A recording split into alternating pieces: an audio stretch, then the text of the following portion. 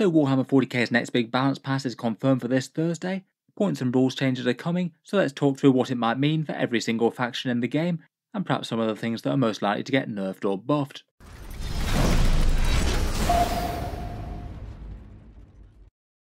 Hello and welcome back to Auspex Tactics, where today we're talking about the impending Warhammer 40k balance update. Games Workshop has confirmed that it is going to be this week, and hopefully it can make 10th edition 40k into a significantly better game without so many crazy rules disparities.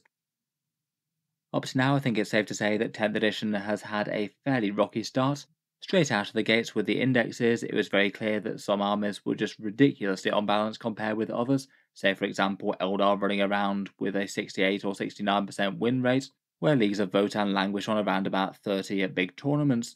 With this update on the right on Games Workshop's little newsfeed thing, they basically say that a 40k balanced Dataslate is coming this Thursday, and it will go live both on the Warhammer community page and also the Warhammer app at the same time. I'll certainly be looking to cover it and break it down at the time, so feel free to subscribe to Auspex Tactics or just check back later if you'd like to see that. Previously, Games Workshop had said that it will primarily be a points update. Their philosophy with 10th edition is that it's generally going to be points updates each time they do a balance update every 3 months, and then every second one of those will also come with a balanced data slate, and they'll likely update the mission decks yearly. They had already hinted that they might have already decided to change their minds on that slightly given the state of 40k right now, and it really looks like they're doubling down on that. They are confirming a whole balanced data slate, not just a points update, so it does look like there's actually going to be multiple meaningful rules changes for multiple different factions. I think that's honestly for the best given 10th edition at the moment. You could definitely have really quite a lot of improvements just with points alone, but I feel like you'd probably negatively impact the feel and play of some armies if you don't make some rules changes as well.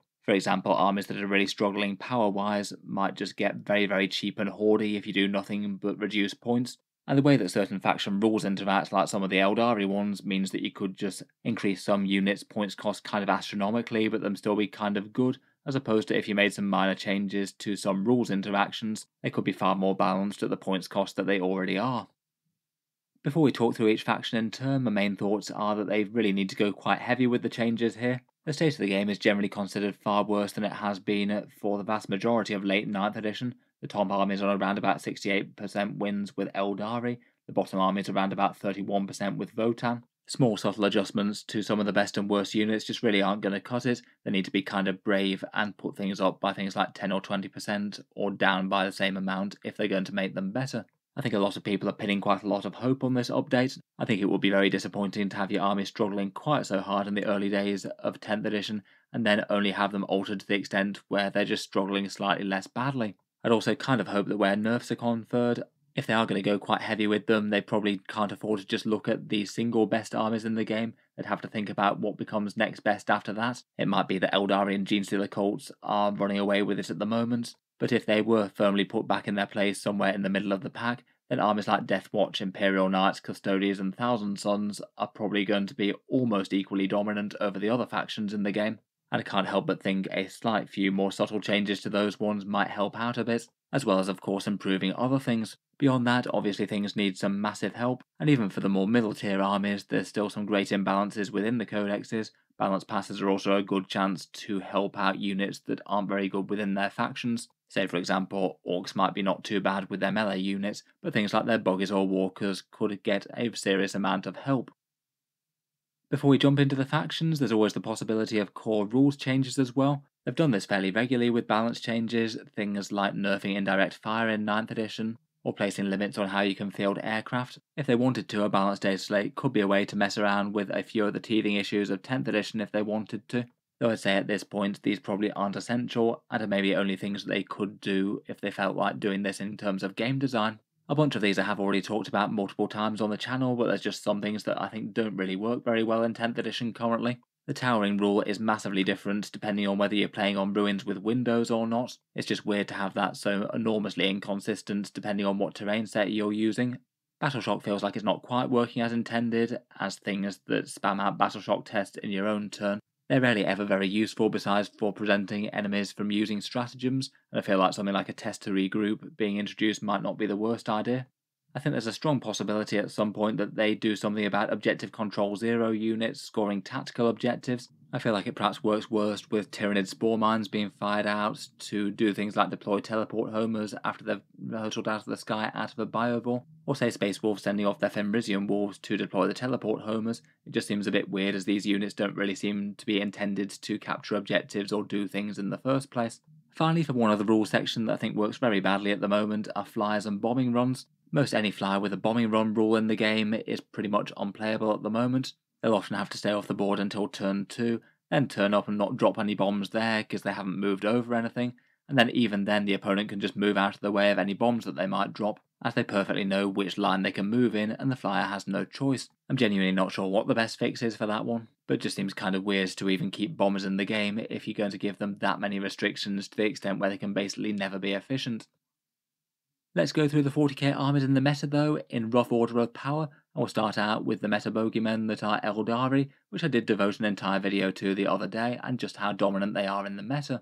I'll probably not labour the point on these too much, but feel free to check out my previous video if you want a bit more detail. They are by a massive extent the most powerful army in Warhammer 40k, only Genestealer Cult comes close, have an enormous pool of units that when combined with their special rules just do things more efficiently than other armies in the game, really quite good speed, crazily heavy firepower, and really quite good mobility tricks like Phantasm, and units like Warp Spiders or Shadow Spectres jumping around the board to do your secondaries. The Incarns awesome, Farseers and Avatars are great, Death Jesters with Fate's Messenger are amazing, and never mind all the things where you can just feed in 6s to D-cannon type weapons to get mortal wounds. By my count the other day, they're winning around about 60% of grand tournaments, which is pretty excessive. I feel like Games Workshop really do need to be quite bold to get them back in line. They've got a lot of good units to fall back on, even if you take out their strongest stuff. I think either some bold points changes in the region of 20% or so are probably needed to keep them back in line. Or you could think about some sort of alteration to their rules. Things like Fate dice being plugged into automatic devastating wounds seems like it's one of the more broken things in 40k right now.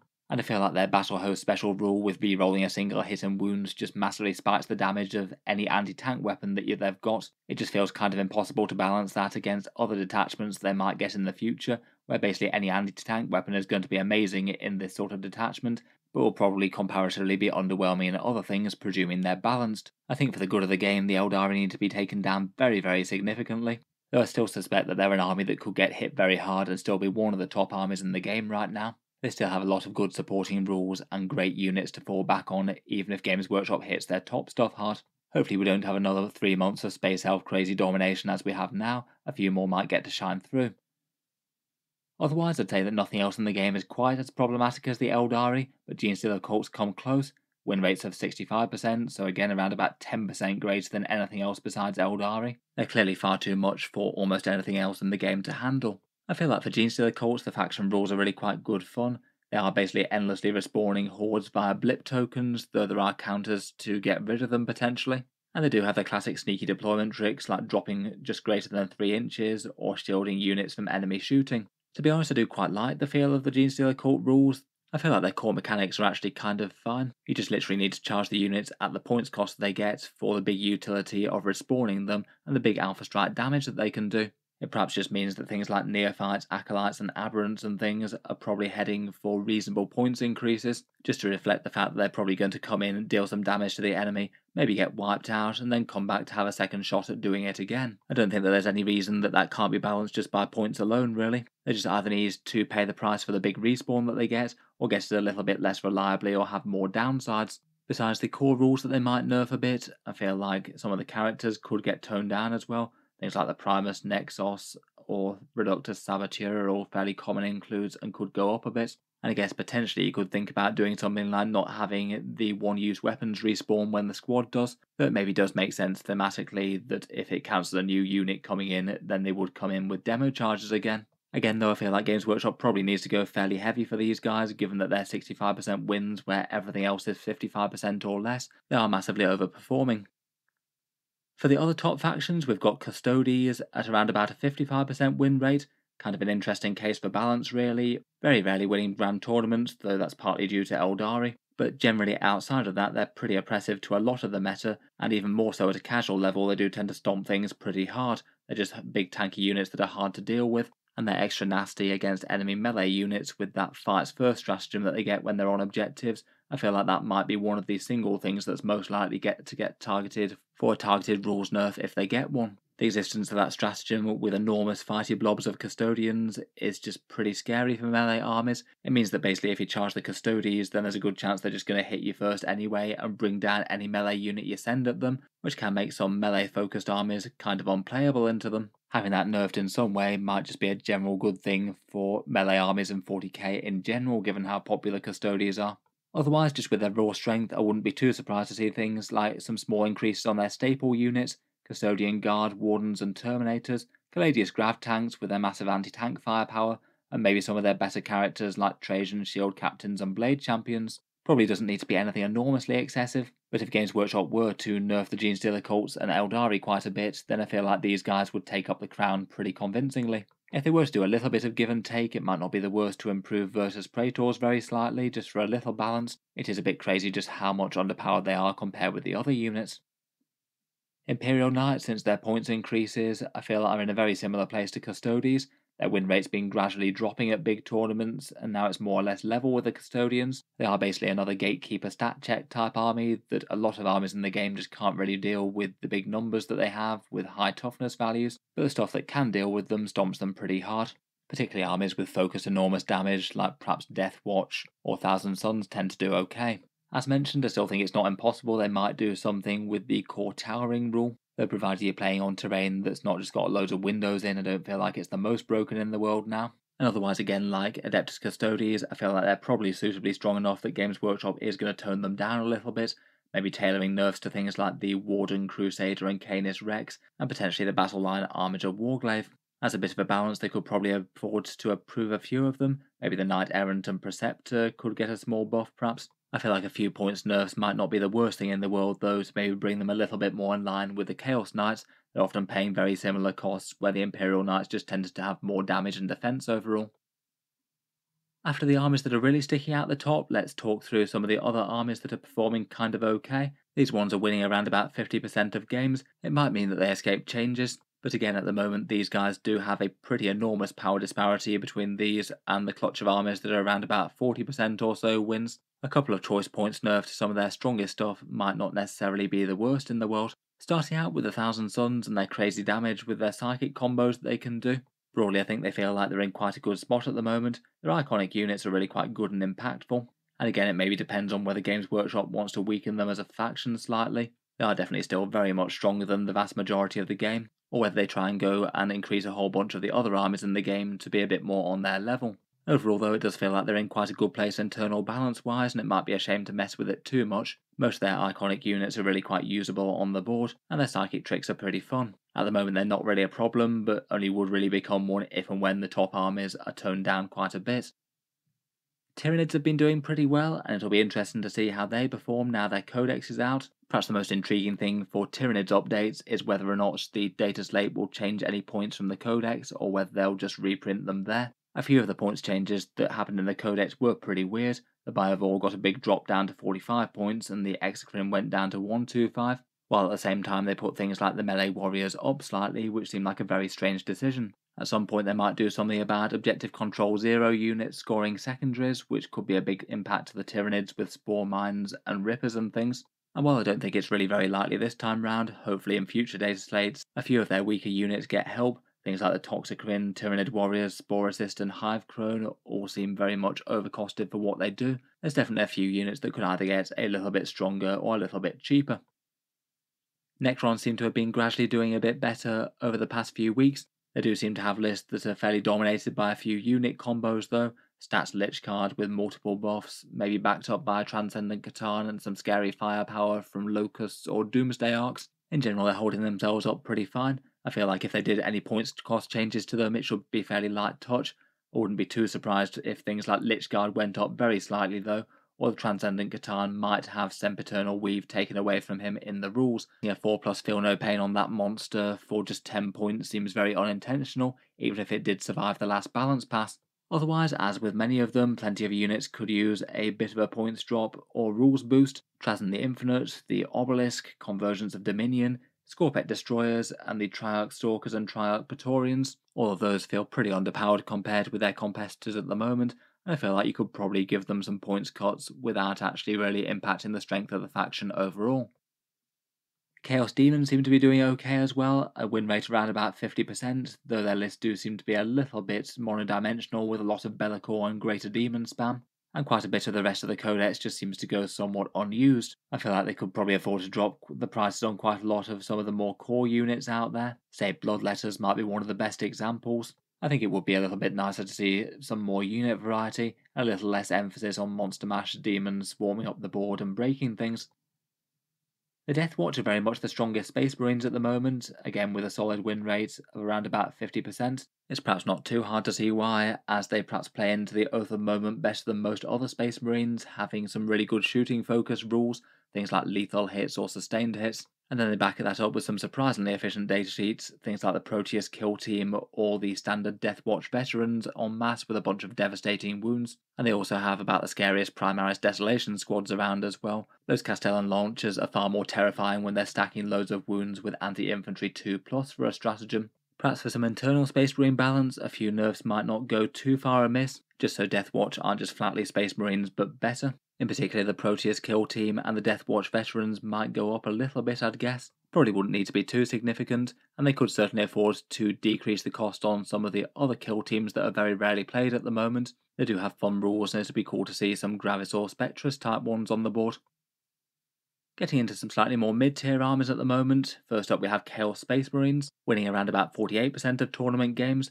They seem to be doing solidly enough, and definitely have some interesting combos that they can pull off with all those fun dark pacts. I feel like they've done quite well with most of the army there. I feel like these kind of armies might just be in a bit of a place where they could perhaps very slightly tone down the strongest stuff and significantly buff some of the weakest stuff in the army to get some more internal balance. Perhaps things like standard Chaos Space Marine Legionaries, Raptors and Bikers, and some of the Chaos Armor and Demon engines could all be interesting choices to drop a bit. It would be kind of nice to see Vashtor not being completely useless as well. He could go down quite a lot.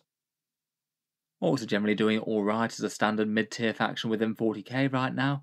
Plenty of melee hurt they can deal out with a variety of different units that seem fairly viable. I think perhaps their biggest issue at the moment is that with their detachment buffs they basically get loads of help to melee and nothing really for Orky Daka. As a result, it might be sensible to get some points cuts to things like their Walkers, Planes and Buggies. All of those options are pretty much universally underpowered right now. It'd be cool to have some fairly significant points cuts on those and help out the Speed Freak and the Dread Mob players out there. Tank Busters are another unit that are massively underpowered at the moment with their locked equipment.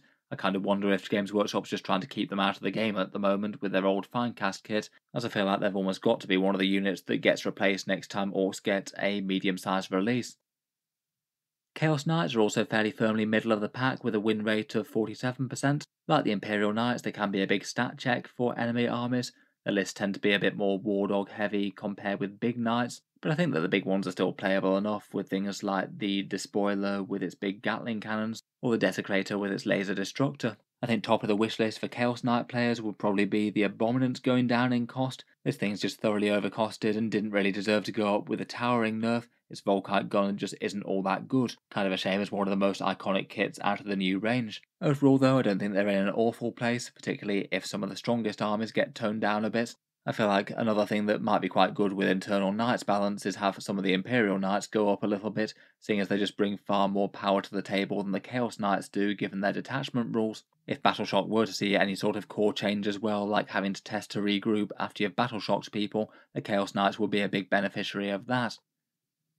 In a bit of a middle place between the mid-tier armies and the most struggling armies of the game, we have the Space Marines, currently sitting on a tournament win rate around about 44%, so a little bit out of the middle tier there. They do have a huge unit roster, lots and lots of new options and more on the way in the codex apparently, and I would guess that with a new codex coming quite so soon and sort of not really struggling as hard as some of the armies, Games Workshop probably won't do anything significant for them in the balanced data slate. I'd guess that the new codex will probably come with a power boost. The Tyranids one did drop some points cost, and the Space Marines might well get similar, and of course they'll have a bunch of new detachments to play with, any one of which could be the new strongest way to play Marines. Hopefully in the codex, units like Reavers, Centurions, Vanguard Veterans and Outriders might get some love. I think they're all datasheets that could use improvements.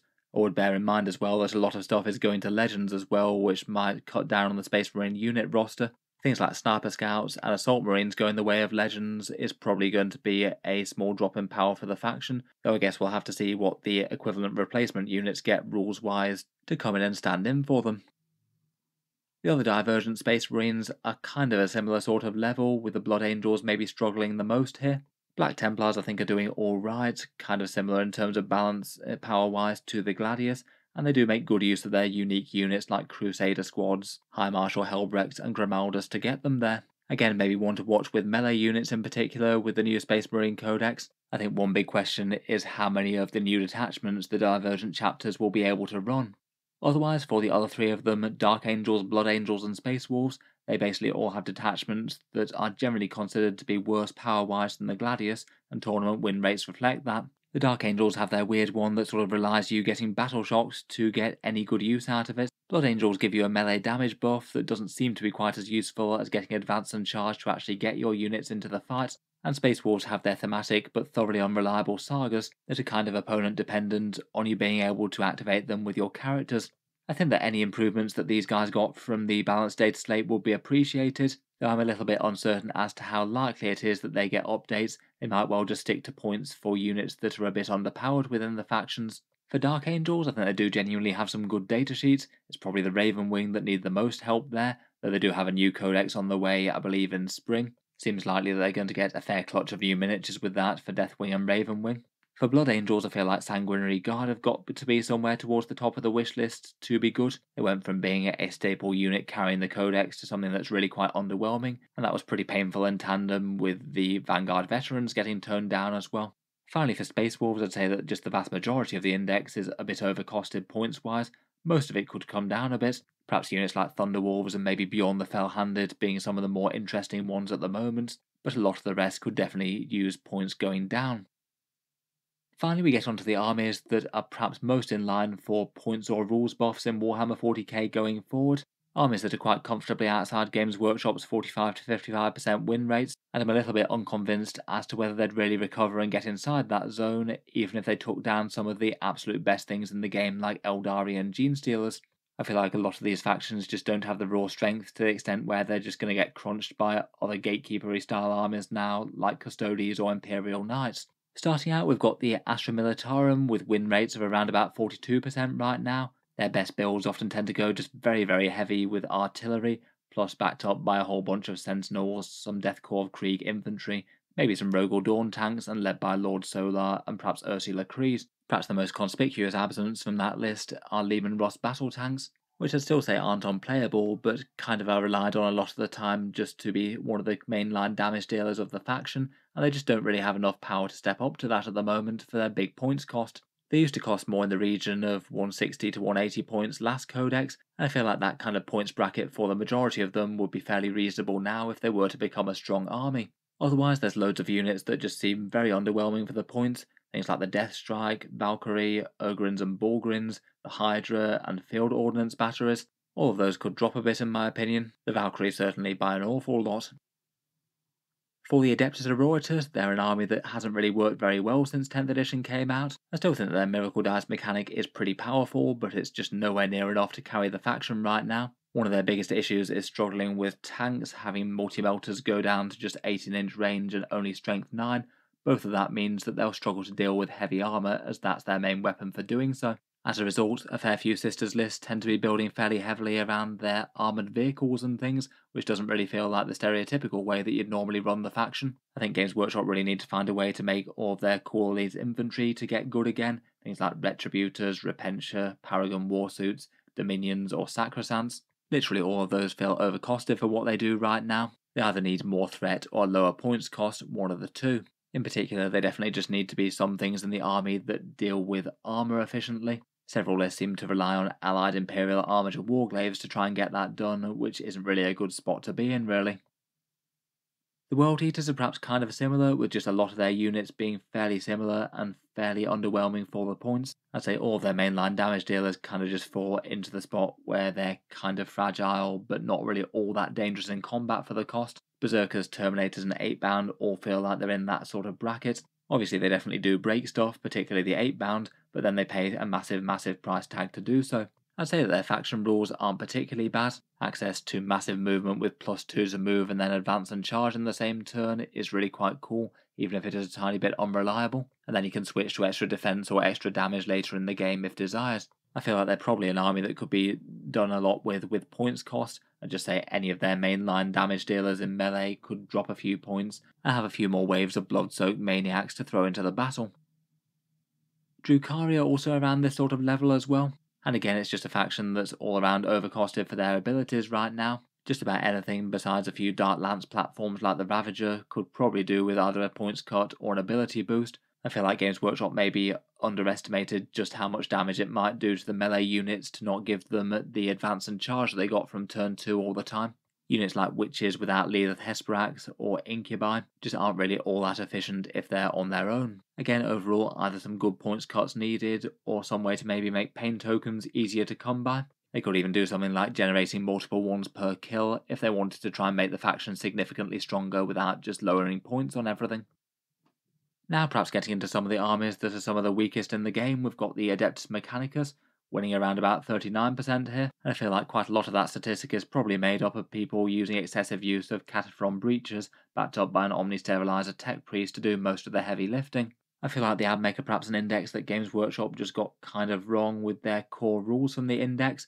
Both of the sections of the rules just don't work very well. Doctrina imperatives do give some interesting buffs to shooting, but only apply to the ranged units and nothing for melee. And they don't even apply to all of the ranged units in the Codex as well, due to being more locked to the Skitarii. There perhaps aren't any other faction rules overall that apply to so few units in the Codex. At least getting advance and shoot for a bunch of shooting weapons in the game can be kind of helpful though. The Rad Bombardment Detachment rule is just not impactful the vast majority of the time. A couple of scattered mortal wounds or the occasional battle shock just won't do much. I feel like if either of these was just completely rewritten, then Admech players would probably appreciate it. The big rules changes at this point might be a little bit unlikely given that their codex is coming in winter and Games Workshop might just be a bit lazy and wait until that's released. Otherwise though, in the meantime, probably to fix a bunch of their units it might just mean big points cuts if they're not going to give them any other overarching special rules. I think you could argue that just about everything besides Cataphrons and some HQs could go down a bit, though ideally I think most players wouldn't really want to go back to Horde mode Admech from 9th edition, particularly with how expensive a whole bunch of the models are. In any case, I guess they'll get quite a lot of new options with their codex coming in winter. They've got less time to wait for that than quite a lot of the other armies out here. Grey Knights also feel like they're pretty squarely in the line for some points drops. Their teleport tricks really are quite powerful, but their units just really pay too much for them. They do very much look like they're paying a big premium for teleporting around the place when you compare their stat lines to other units in the game. And I feel like while their mobility is pretty excellent, it perhaps only gives them so much towards actually winning the game. You still do need to kind of take the fight to the enemy and commit at some point, particularly as they do most of their damage more in combat than with shooting. Given that everything does feel like it's paying a bit of a teleport tax at the moment, I feel like points might be the best way to go for them.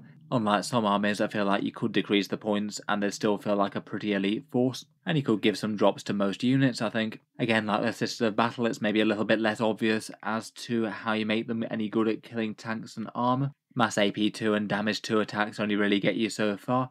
I guess in theory Dread Knights might be the theoretical solution for it, but they do need to cost a fair bit less or just do more. Their range damage is still going to be wounding most vehicles on a 5+ or worse. Even with points cost changes and things, they still feel like they're a faction that's going to struggle against armies like Knights with lots of big tough saves. Purgation squads in particular, they could definitely do with a really quite big boost. They got nerfed early due to having indirect fire when they were only kind of okay before anyway. I feel like you could probably undo that nerf and then decrease them further. For the Tau Empire, for a start, they could probably do with addressing the For the Greater Good rules debates that have gone on as to what units can spot for each other. Tau definitely needs some help power-wise, though I feel like the rule is kind of debated as to whether or not units that have been spotted for can spot for other units. That does seem unintentional for me, but from the amount of debate that I've seen about it online, it kind of feels like a rule that Games Workshop should clarify one way or the other a little bit more. Otherwise, again for the Tau, it's just a fairly flatly overcosted codex for most of their units. Only a few things like crisis suits with mass cyclic ion blasters and ghost kills really seem to break through. Small to medium points decreases over quite a lot of their other units would probably be appreciated. That's unless they do something that's a bit more creative and say buff stat lines or give them a better special rule in some way. Maybe Cruce in particular could do with a solid points cut, as a lot of their units feel like they're very overcosted right now. I think that even with some points cuts, they'd still feel like a slightly more challenging army to play than most, needing to balance moving forward and taking midfield objectives when a bunch of their units aren't really all that tough. Drones basically becoming war gear certainly made them a lot more fragile as a faction. Then, perhaps even a level below these other ones, we've got Death Guard and the Leagues of Votann, arguably the most struggling armies in Warhammer 40k. Death Guard were an army that people were very unexcited about their faction preview with the rules that they had for their detachment and their contagions, and then when the datasheets came out it was pretty apparent that most of them were very overcosted. Everything's just a bit underpowered and kind of limited synergy. Maybe the biggest gripe from Death Guard players themselves is that their army just doesn't really feel all that tough. They have the disadvantages of moving fairly slowly and sort of limited attrition type damage, but then aren't really significantly harder to kill than most other Space Marines. Most of it just boils down to an extra point of toughness now, which isn't nothing, but certainly against a lot of stronger weapons in 10th edition, it's not really a meaningful increase over standard Space Marines of other factions. Unlike Grey Knights though, Death Guard already have at least fairly cheap points cost on the majority of their models.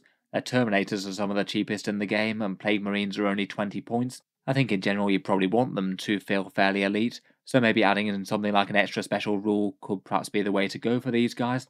Some sort of return of Disgustingly Resilient would probably be a crowd pleaser, maybe even just the -1 damage that they had prior in 9th edition, or they could even just do something like a 6+ Feel No Pain faction wide, though that would require a lot of extra dice rolls which might not be ideal. There's definitely other ways that you could improve toughness as well. Lots of things just have their positives and negatives though, and might affect some units better than others. Otherwise, I feel like their detachment rule is another thing that they could easily change around in a balanced data slate if they wanted to. The sticky objectives that spread contagions are just super non-impactful, and even the contagions of Nurgle themselves don't really do quite what they used to with the stretched toughness chart. Maybe making it a bit more impactful to tough units could be nice, maybe debuffing toughness by 2 for toughness 8 or better units, or something similar to that.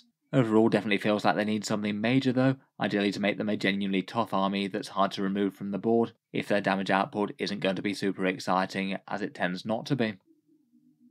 Finally, for the mainline armies, we've got the Leagues of Votann, arguably the single most struggling army in Warhammer 40k right now, with a win rate of around about 31% at major tournaments. They feel like they've got a fair few of the disadvantages of the Death Guard, in being fairly slow, fairly short-ranged, and not really all that tough, and again might have been an army where Games Workshop kind of underestimated the amount of debuffs they were going to put on the faction by not giving them their Void Armor or their powerful Judgment tokens that they had in 9th, at the same time as making their ballistic skill a bit worse. They also have a pretty bad detachment rule and a very small unit pool as well. In 10th edition, not having many units is maybe a bit more of a disadvantage than in 9th, just with all these powerful datasheet rules and having less access to different ones if you've got a small army. Again, with the Death Guard, it looks like they're going to be in with a choice between either giving some sort of blanket special rule to make the faction stronger, maybe the return of their Void Armor, or some sort of buff to Judgment tokens maybe, or otherwise they're going to need some really quite significant points cuts, which is going to make them feel like a lot more of a hoardy army with lots more models on the table.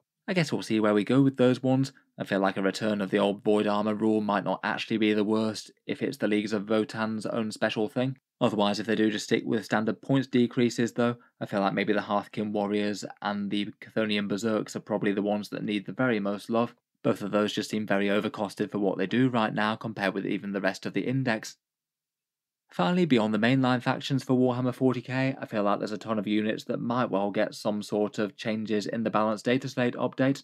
Games Workshop have previously said in the past they don't really like having allied units that can be taken by loads of different factions that are sort of basically auto-include for some armies, and currently there are a few of those. Imperial armies are really quite commonly running Adeptus Arbites exaction squads, little 5-man units with a 5+ Feel No Pain and some surprisingly punchy weapons for that kind of cost, and they seem to be more efficient than the line infantry of a fair few Imperial armies. I can't help but think that they're going to go up significantly. Otherwise, the Vindicare and Calidus assassins both might be a little bit sticking their heads above the parapet and get included in really quite a lot of competitive Imperial lists. Again, I wouldn't be too surprised to see some small points increases for these guys, just to make them a bit more maybe picks, as opposed to very strong incentives to take them in a whole load of armies. Finally, and perhaps helping out with internal balance in Codex Chaos Knights, I wouldn't be too surprised to see some sort of tiny nerf to things like Wardog Brigands maybe. They are commonly considered to be perhaps the single strongest datasheet in the index, and the way that Knights ally quite so easily means that you often see them running around in things like World Eaters or Chaos Demons giving some fire support, and it might not be the worst idea in the world to make them a little bit less tempting for those other factions as well as Chaos Knights. If they did put the points cost up though, I think it should be very slight. I don't really think that they're that busted compared with the strongest things in the game, and it should absolutely definitely come with other Chaos Knight big points drops as well, to things like the Abominant in particular, and potentially some of the other War Dogs and Big Knights. So anyway, hope you've enjoyed a bit of a speculative roundup of what might need to happen for each faction in the game in Warhammer 40k.